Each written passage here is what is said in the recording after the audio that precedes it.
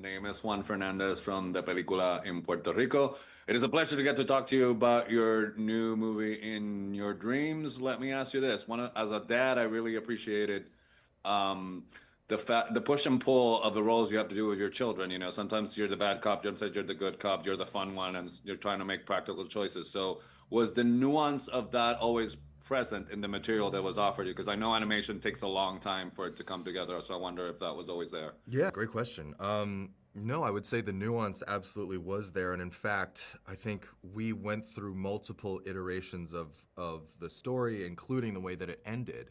Um, I don't want to give too much away about it, but yeah, I mean, we started recording, Kristen and I think all the way back in 2021. Wow. And back then, the script looked very different, and Mom and Dad's journey was very, very different. And we kind of played out, I would say, probably like anywhere from 6 to like 10 different scenarios of what that central conflict was, how the parents felt about it, how the parents felt about their kids, and what are their attitudes towards, do we fight in front of the kids, do we not, when we parent, what's our parenting style? And I think we landed in this place that ultimately was more fair for Mom and Dad, because at the end of the day, it's a partnership. And if one person gets to be the good parent or the fun parent, then that means that naturally there is another parent that has to be the more realistic cop, and bad cop, exactly. And as fun as it is to be the good cop, like, I think it sometimes can breed resentment from this person that's forced to take on the bad cop role. And I think a lot of us know, in whether it's in a marriage, in a partnership, what that feels like, right? And so, I think for what it's worth, Dad is he's such a fun, loving guy, and he's a dreamer, and he wants to be.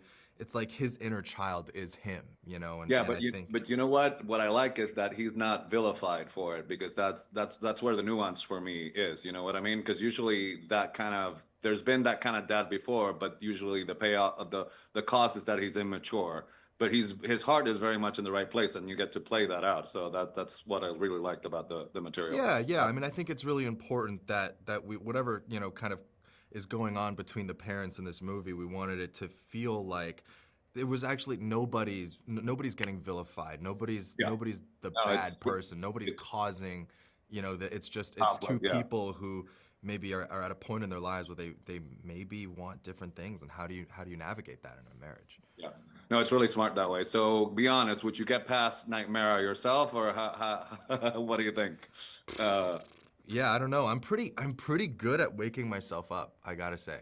yeah. The most, I will say, the thing that I enjoy the least isn't nightmares. It's I get sleep paralysis, and I don't know if you know what that Oh is. no.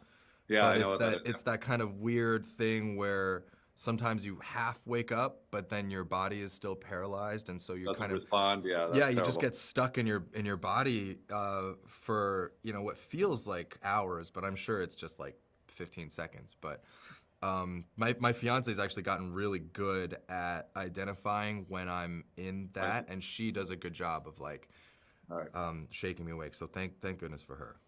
So I'm gonna put this in context, because so it doesn't come, I don't come across as flippant entertainment journalist type question. I lost 150 pounds, so the sort of the dad bod for your characters kind of like spoke to me. So what I'm gonna ask you is, you've been Ken and you've been a Marvel hero, but now in an animated form, you get to rock the dad bod. So how do you feel about that? Uh, First of all, congratulations to you. I mean, that's an incredible feat, and I hope you feel strong. I hope you feel healthy, and all of that. But Thank you for that. congratulations, man. Yeah, for me, for me, I gotta say, I think I had no idea what Dad would look like. We started again when we started recording lines for the movie. They didn't show me anything, just a script, which I loved very much. And it wasn't until much later that they were like, "Are you ready to see what you look like?" And I was like, "Yes, please! Like, I can't wait." And they showed me, and I was like, "Wow! I have never played anyone who looks like that before."